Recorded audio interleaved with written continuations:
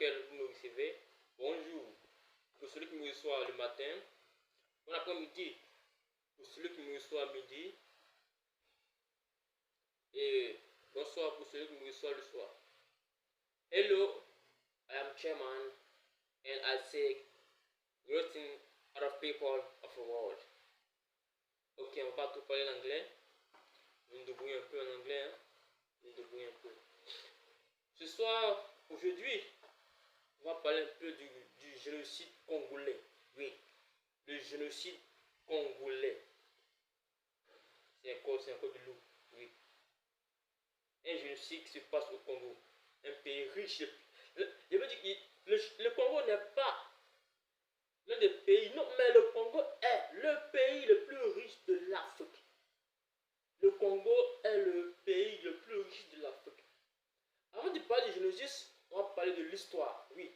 Parce que pour faire le constat, le média, tout ce qui est une théologie, une guerre, une chose, il faut rentrer dans l'histoire. Le génocide congolais n'a pas commencé hier, mais aujourd'hui. Le génocide congolais n'a pas commencé hier.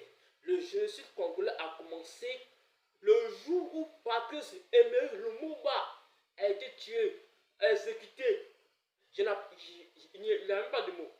C'est le jour où le premier ministre Emery Patrice Lumumba a été tué, brutalement exécuté par qui? Par ses propres noirs.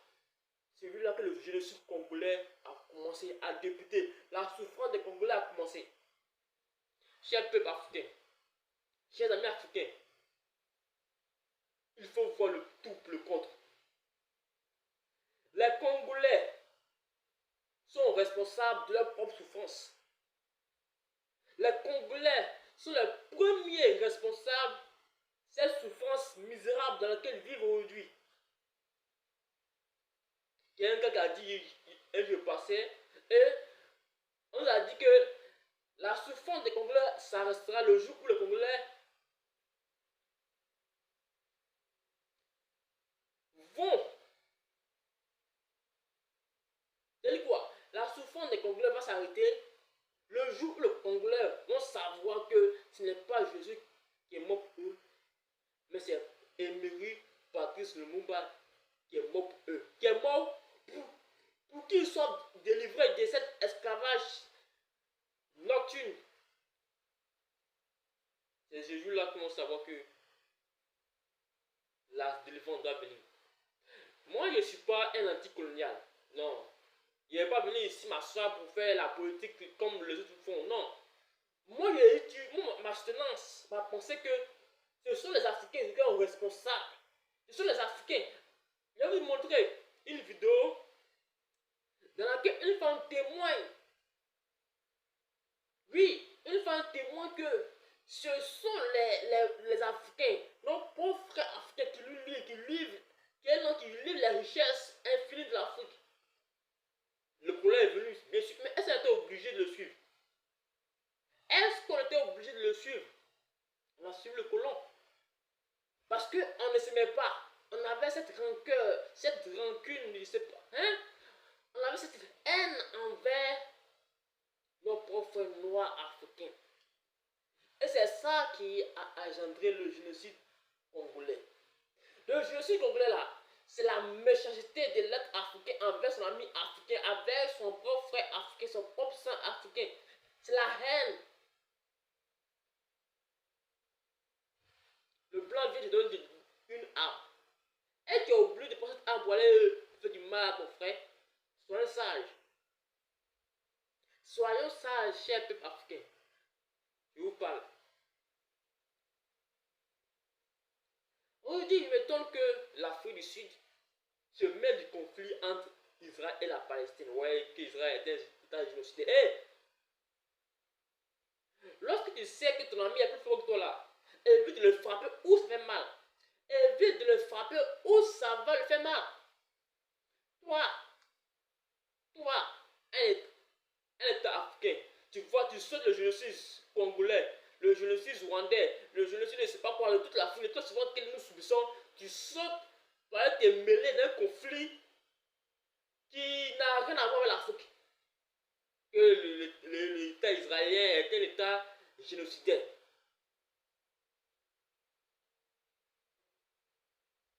Regardez le Japon, Hiroshima, Nagasaki, Nagasaki, hein? Hiroshima et Nagasaki. Regardez ça. C'est combien de milliers de morts. Mais est-ce que le Japon s'est levé pour dire, ah putain, on va se venger? Ils ont su que la vraie vengeance, ce n'était pas de la vengeance encore. Non. Parce qu'ils ont su que même si il n'y avait plus d'espoir de vengeance. La seule vengeance, c'était de revenir sur leurs erreurs. Oui, aujourd'hui, nos peuples sont morts à cause de notre gueule. Donc ils ont mis en question, ils ont mis en cause. Qu'est-ce que a provoqué ces milliers de morts au point où on jette la bombe nucléaire qui lui ont fait des dégâts par milliers sur notre sol? Les dirigeants japonais ne sont pas assis pour dire que, ok, on va passer à la rancune niveau 3B, bêta, sauter. Non. Mais ils sont remis en question. Ils sont posés des questions. Ils se sont assis avec le colon. Ok. Tu nous as détruit là. Nous, on n'a pas détruit nos pays. Mais tu vas reconstruire ce que tu as détruit. Et aujourd'hui, le Japon, elle a troisième, elle peut même la deuxième puissance économique derrière, comment on appelle ça, derrière les États-Unis. On a ici une conférence Japon-UE. Le Japon, à elle seule, fait une conférence avec les 27 pays membres de l'UE. L'un des plus grands producteurs de voitures au monde. Le Japon est l'un des pays qui dépose le plus de brevets à l'ONU. La technologie a évolué de manière exponentielle. Mais ici, on n'a pas tout le temps à accuser le blanc, à accuser le colon. Ouais, l'Afrique souffre parce que. Non! Les Africains refusent de comprendre la réalité. Ils ne suivent pas la réalité. Aujourd'hui, là, on peut dire que nous ne suivons plus la réalité. Nous ne suivons plus la réalité. C'est-à-dire qu'on passe à côté de notre réalité. On ne suit plus la réalité. On vit le jour au jour. Si aujourd'hui ça allait, demain ça va aller, on mange aujourd'hui, on rit, on fait, oui, c'est vrai, il faut vivre la vie. Mais il faut vivre la vie en prenant compte de la réalité du moment dans lequel tu vis. C'est pas c'est grave. C'est très très grave. Oui, abonnez-vous massivement, si vous voulez plus d'informations. Moi, il y a des informations. Je vais même aller chercher les histoires, tout. Je vais commencer à vous balancer des informations. Réveillez-vous. Ne sommes pas des bâtards, des illettrés, des suiveurs, ces panafricalistes qui vous livrent à l'abattoir.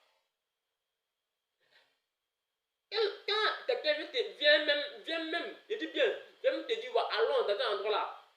Non, mais il faut savoir où tu es là, mais il faut qu'on l'endroit où tu te trouves d'abord, avant d'aller dans tel endroit. Tu ne sais pas l'endroit où tu te trouves, c'est toi qui veux aller dans tel endroit. C'est pas possible. Non. Ce n'est pas possible. Cher peuple africain,